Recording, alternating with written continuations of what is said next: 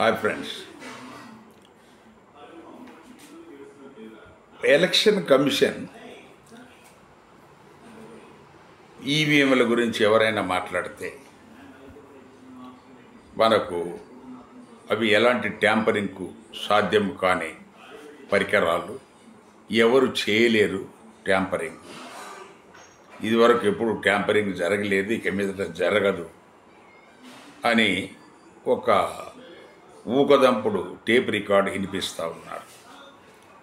But ఒకటి వాళ్ళు గమనించాలి, మనకు కామన్ సెన్స్ ఉండి ఎవరైనా ఆలోచిస్తే ఎక్కడో వేల కిలోమీటర్ల దూరంలో ఉన్న మనం ఒక శాటిలైట్ పంపించి దాన్ని మన రిమోట్తో మనం కంట్రోల్ చేయగలుగుతున్నాం, నియంత్రించగలుగుతున్నాం, స్పీడ్ నియంత్రిస్తున్నాం, డైరెక్షన్ నియంత్రిస్తున్నాం.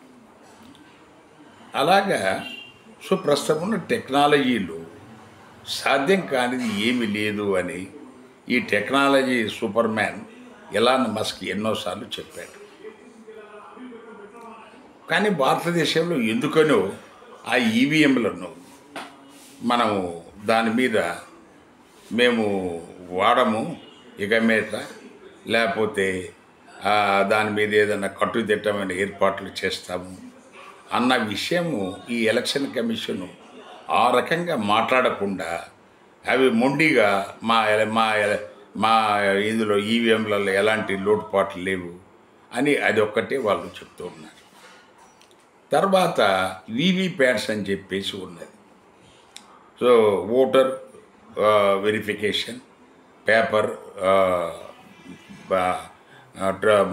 పేపరు ఈ స్లిప్ ఏమైతే ఉందో ఈ వీవీప్యాట్స్ వాటికి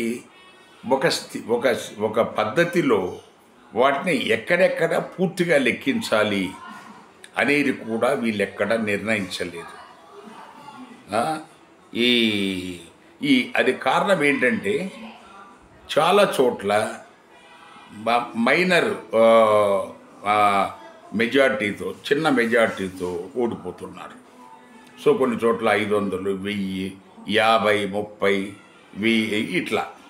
సో మనకు ఈ అసెంబ్లీ సంబంధించి ఎక్కడైతే 5000 ఓట్లకు తక్కువ మెజార్టీతో ఎవరైనా గెలిస్తే అక్కడ తప్పకుండా వీవీప్యాట్స్ లెక్కించాలి. So voter verification paper, trolley slip,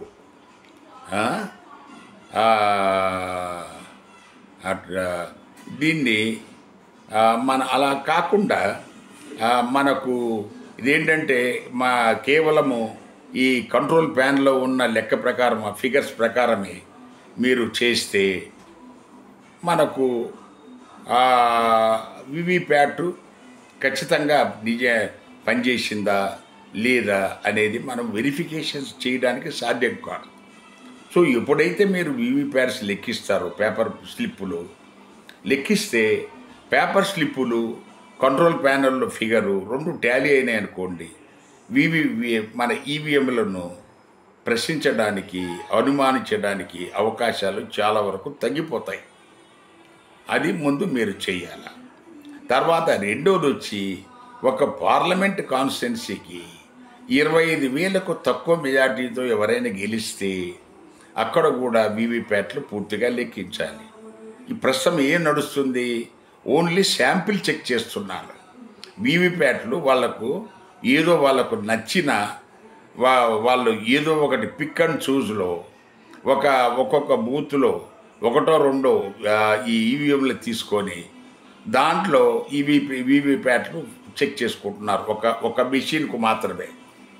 కానీ అందులో మనకు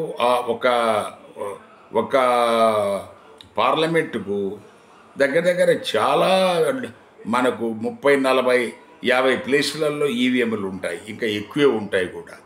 అలాంటి ప్లేసులలో కేవలం ఒక చోట ఒక ఈవీఎంను చెక్ చేసి అవంతా బాగుండి ఈవీఎం అని చెప్పటం అనేది సబబు కాదు.